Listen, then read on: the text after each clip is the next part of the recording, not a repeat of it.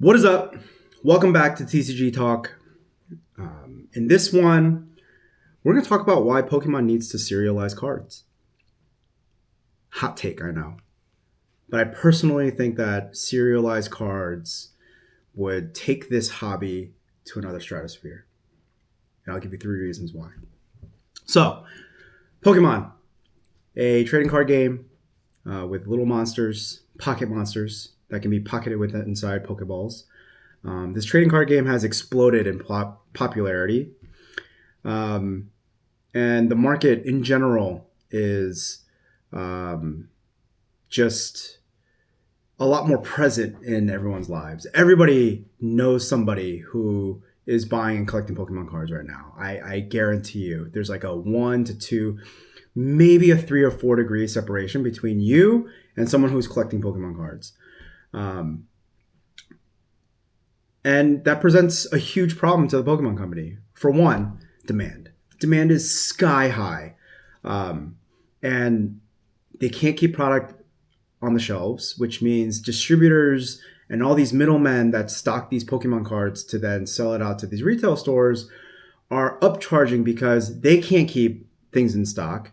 And if nothing's in stock, they can't sell anything and make money every single week. And so they have to compensate somehow, right? So this whole cash flow problem with limited availability of product is causing a serious dent in retailers' ability to provide product to the consumer. It's just because so many people want Pokemon cards. That's it. Now, the second issue that this presents, right? The second thing that the Pokemon Company has to really keep in mind is that they're managing a competitive trading card game as well. I didn't know One Piece was a trading card game that was competitive. I knew Lorcana was, but Pokemon TCG is a huge. Magic the Gathering is in there, and Yu-Gi-Oh is also in there too. But Pokemon TCG is massive in terms of the amount of players and even the cash prizes that are up, right? So they have all the incentive in the world to maintain and upkeep their TCG as a competitive game. So that really becomes interrupted when the demand is so high and their players can't get access to the cards that they need in order to make their decks competitive and to be relevant and to maintain status quo in the current TCG meta. So they're balancing these two things. Well, demand for one and their competitive game for the other. Why do they need serialized cards? Well, I think it's going to solve both of those issues, and I'll tell you why. Reason number one, they need serialized cards to separate collectors from competitors. Collectors, right, don't really care about whether a card is meta or not. And as many YouTubers as possible, kind of bring that up as a topic, saying, hey, look through your bulk. There's competitive cards that are worth money. Make sure that you're selling them, et cetera, et cetera. As many YouTubers as there are saying that, there's no YouTubers that are collecting these cards saying, hey, collect this card because it is meta, right? I think that's sort of counter to what's going on here. Anyways, so serializing cards means that there will now be collectible sets.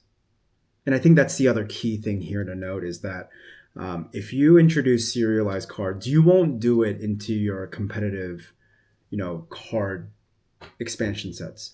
You will include it in these like holiday sets, these reprint sets, these sets that are truly collectible, right? No booster boxes are available. They're all special products like elite trainer boxes and collection boxes and so forth. And you insert serialized cards into there to say to throw a stick and say fetch collector and drag them away from the competitive cards that their TCG players need. It would be, I think that would solve the demand issue. The demand would then go elsewhere.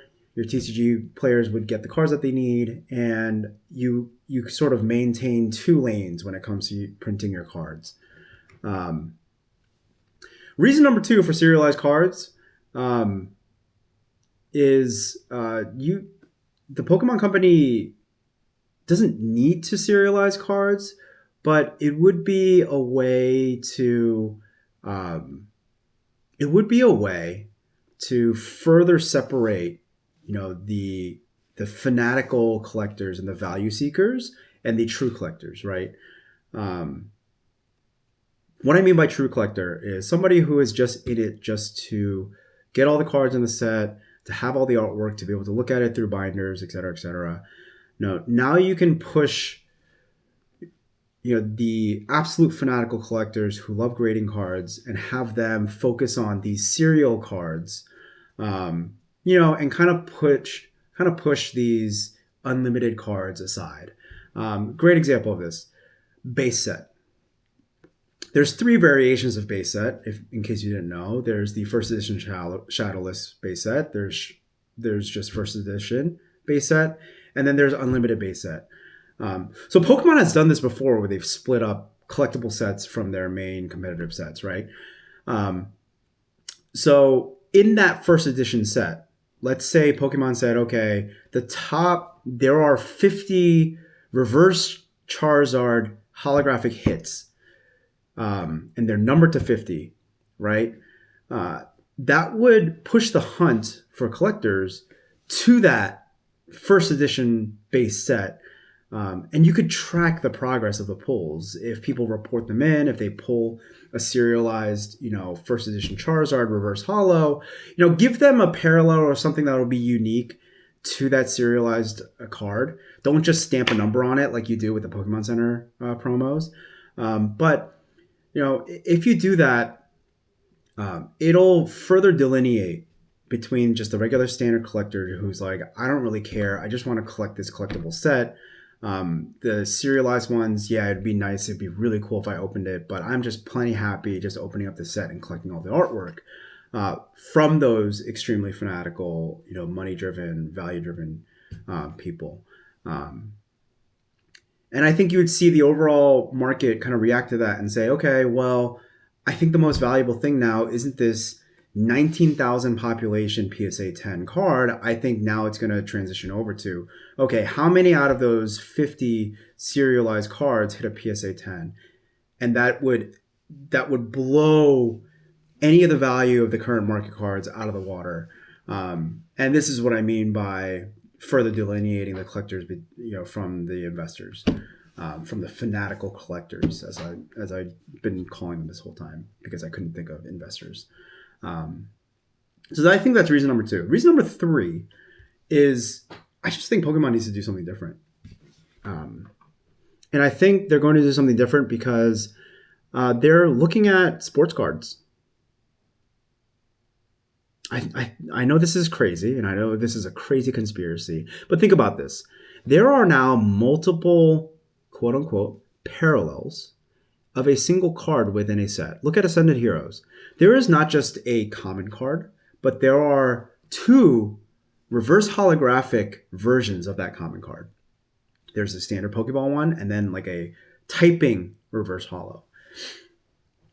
I can genuinely see someone within the Pokemon, development, Pokemon company in research and development, whatever, market research, whatever, looking at sports cards and saying, hey, we're collectible just like sports cards are.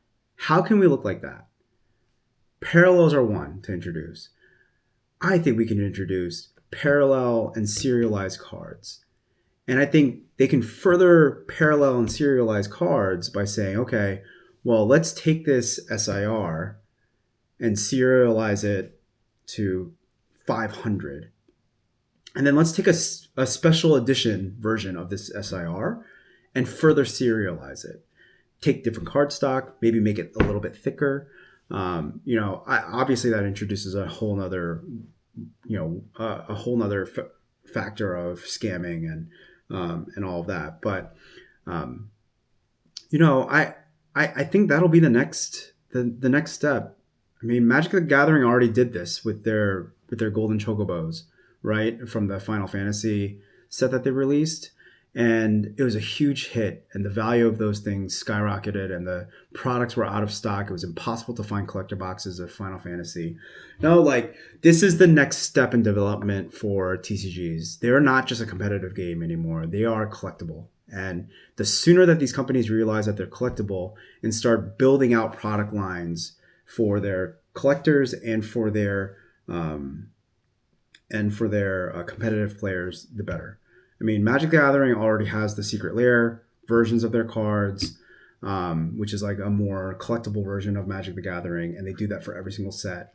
I can realistically see Pokemon doing something along the same lines, you know, and maintaining, you know, maybe Pokemon Center exclusivity when it comes to collectible stuff. Hey, our collector's edition stuff remains and exists solely on PokemonCenter.com, while the distribution to all the other retailers are just your standard competitive TCG stuff.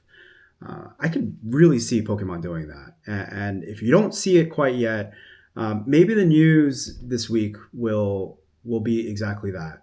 I mean, probably not. The likelihood of this happening is probably very low, but that's what I think. I personally think serialization would be good. It would reduce significantly the demand on cards needed for the competitive TCG scene. It would further delineate collectors, and maybe push product away from, maybe push product towards just the collector who only cares about, you know, collecting these cards. Maybe you can tailor your product to them, with, you know, this added bonus of, hey, you can also collect a serialized version of these cards.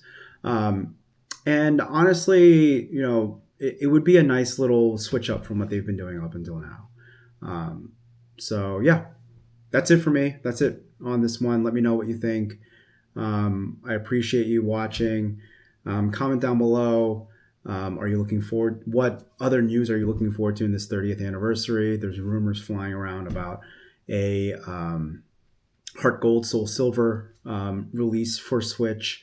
What do you think about that? Let me know down below. Thank you for watching, and we'll catch up again on the next TCG Talk later.